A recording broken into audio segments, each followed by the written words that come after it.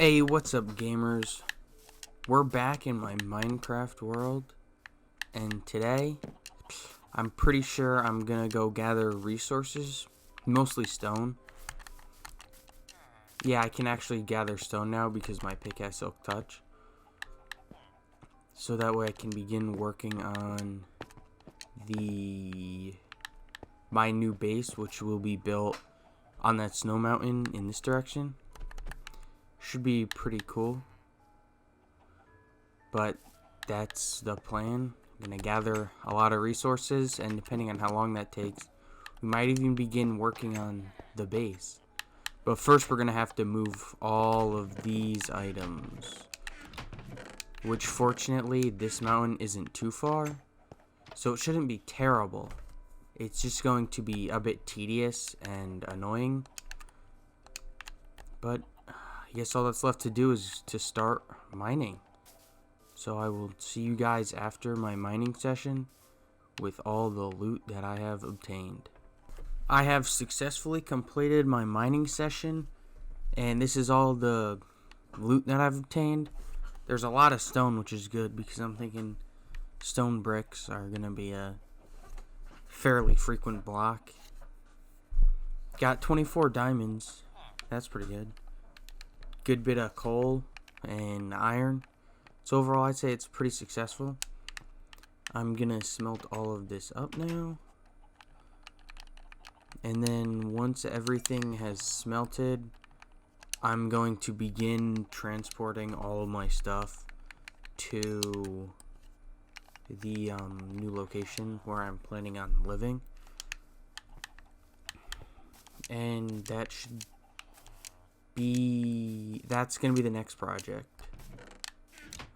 Building up the town, so I'm gonna have to build a safe place when I first get there to protect me from the mobs and have a bed and to store all of my items. And then we're gonna have to start with one of the buildings. Which building should be first? I don't know, we'll decide when we get there. But for now I'm gonna smelt up all my resources and begin transporting all my items to the next location. I will see you soon.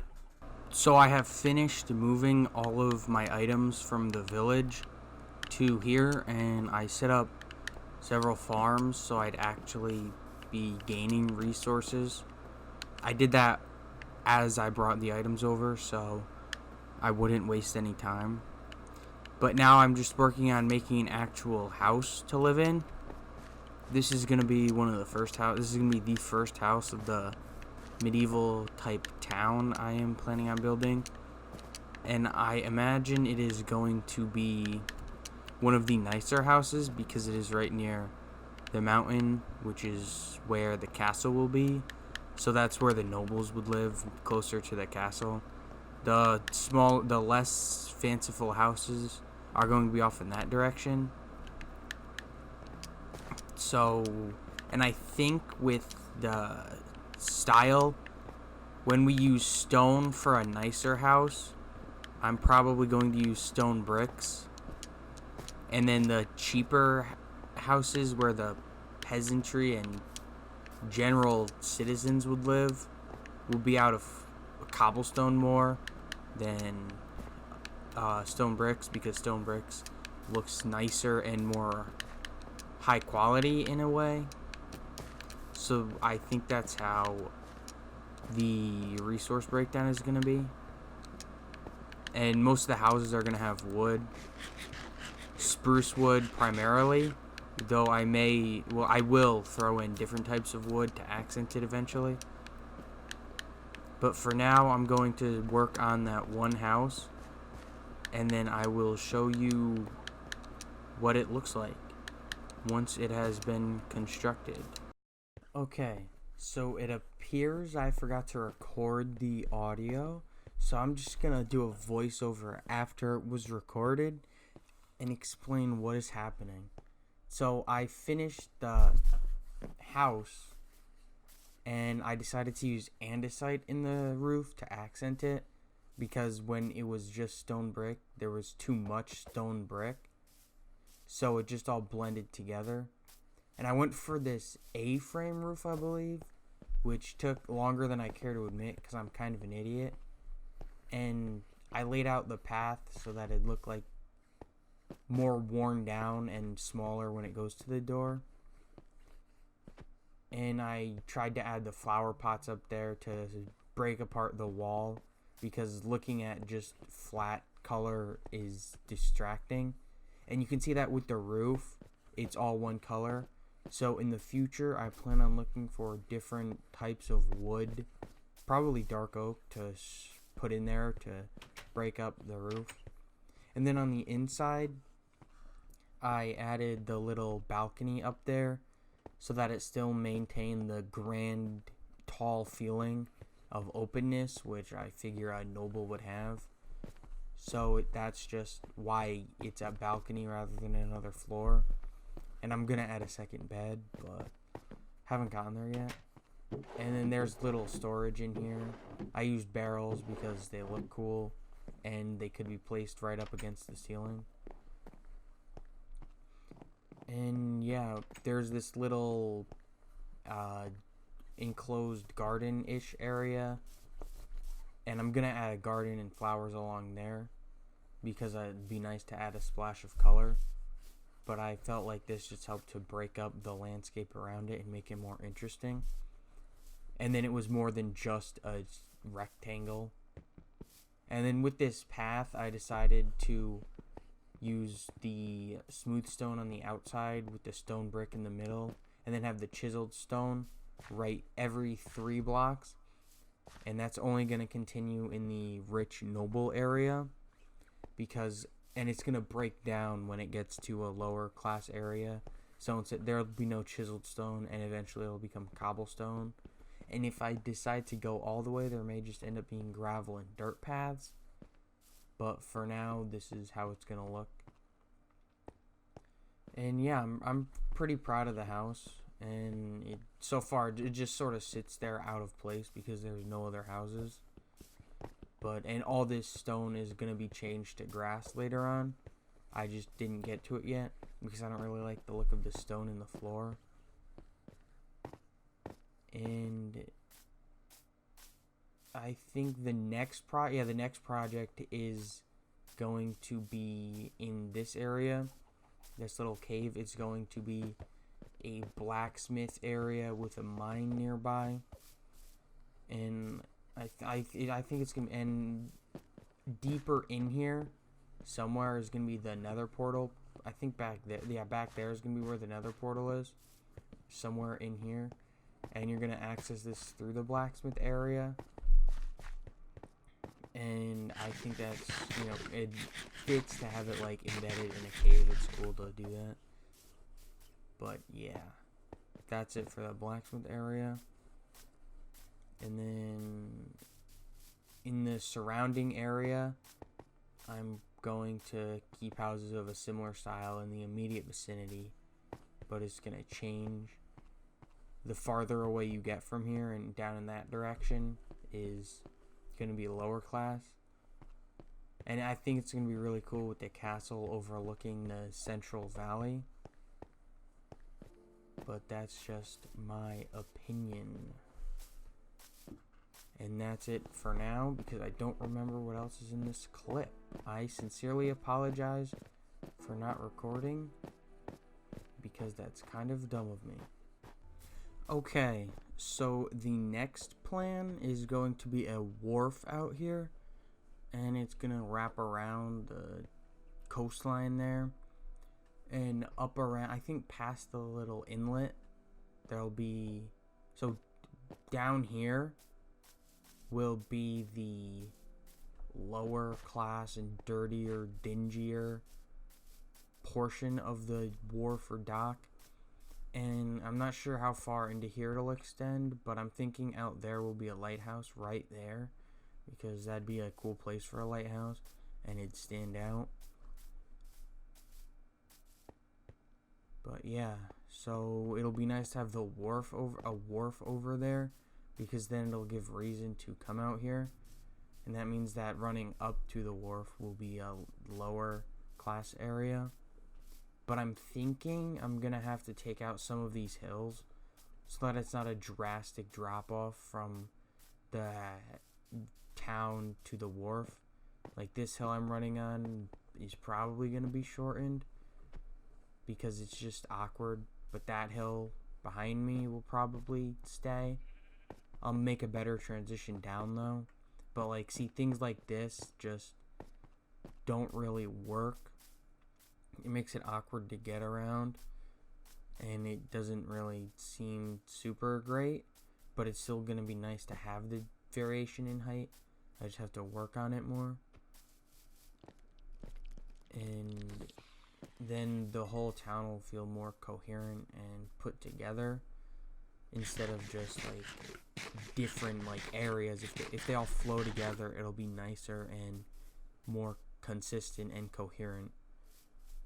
And I'm thinking that there's gonna have to be a church somewhere near here, and it's probably gonna be similar in style to this, with the stone brick and the spruce roof, because the churches would probably have more funding than a typical home, because churches are like important to medieval society. So having a church or steeple or something along those, chapel or something along those lines would make sense. It's just a matter of where and who it's for, because that would determine how nice the steeple would look. Because if it's for the nobles, it'd look nicer, but if it's for the peasants, it'd be a little more simplistic and run down, but still overall nice. And I'm thinking that right here I'm gonna have to branch off the road so that something goes up this way to get to the castle from here, and it'll go off in all four directions. Right here will be sort of an intersection of sorts, and that's gonna be part of the next set of buildings, because gotta make sure there's a road running to all the different parts of the kingdom. And that's it for now. I will be back with this impromptu voiceover later. Okay, so I have finished the fountain intersection area, and it's not very tall or grand, but it's nice and simple. I like it. And I have the stone brick as like the surrounding base, and I think it works, especially with the smooth stone accent around it. It's nice, it's simple, but I think it's effective. And it also allows nice access to different directions of the road. So like off in this direction, there can be a road that's easy to get to, and it's nicer than just an intersection because it's more of a roundabout. And off in this direction, right up in between these mountains, I was thinking about what to put here, and I decided that the best thing to build here would be a nice grand library, because I imagine the library would be nice and near the castle, and if there's a green leading up to it, it would fit right in. And so in the surrounding area, there'll be a green leading up to the library. And then the top floor of the library will be a more nice upper class section. And then the very top floor, it will be more of a sort of royal library, because it'll be able to be accessed from the mountaintop castle. And that's where it'll be the nicest. So it'll have a nice gradient almost of design and stylistic choices, because it'll start like, decent, relatively nice, And then when you go up, it'll be like, oh, nicer and more expensive. And then at the very top, it'll be super nice and grand and rich and expensive. And I think that should work, especially for the inside. The hardest part would be tying it all together with the exterior, which will need to stand out from the rest of the buildings, and it'll also look more expensive than other areas. So I think I might have to get some coal or quartz rather for the project, but I don't know how well that would work. But I'm thinking just having a nice sort of walkway leading up to it with the green surrounding it would work really well for the library. And yeah, that's it for the library and what I plan to do in that area.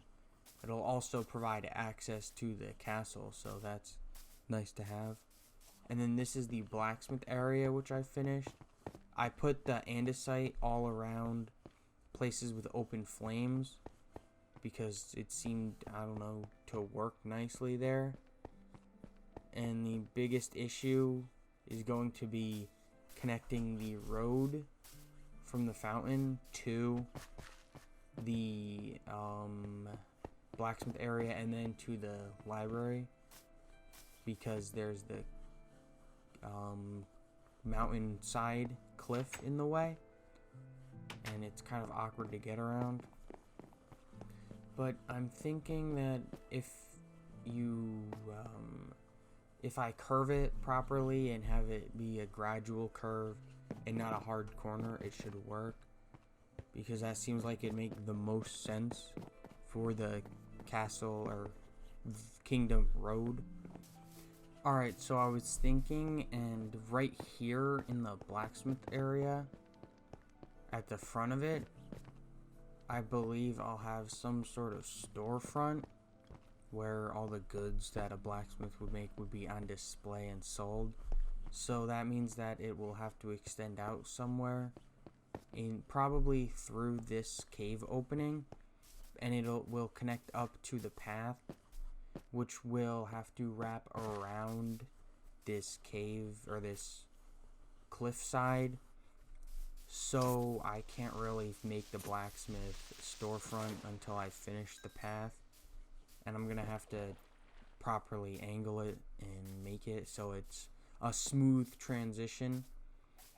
And I'm gonna connect it to right here, and then it would also continue and then lead to the library. So my current thought is that the next plan should be to lay out the path road work, because that will allow me to better decide where each building will go, so that way some buildings can be closer or farther from the road, and there'll be more, I'll know how much room I have in certain areas.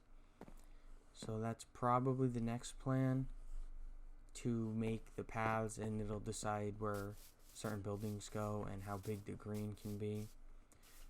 But I think that just about does it for today. Once again, I sincerely apologize for my ineptitude and inability to start recording commentary when I'm actually playing the game. So that's why the second half of the video is a lot more rough and incoherent compared to the beginning, because I'm recording all this after the fact and it just sort of is awkward and it doesn't sound right. But I guess I have to make do with what I got. Anyways, I hope you all enjoyed, and if you did, okay, that's the end. But if you did enjoy, just hit the subscribe button, and yeah, thank you so much for watching, and I will see you guys in my next video. Goodbye.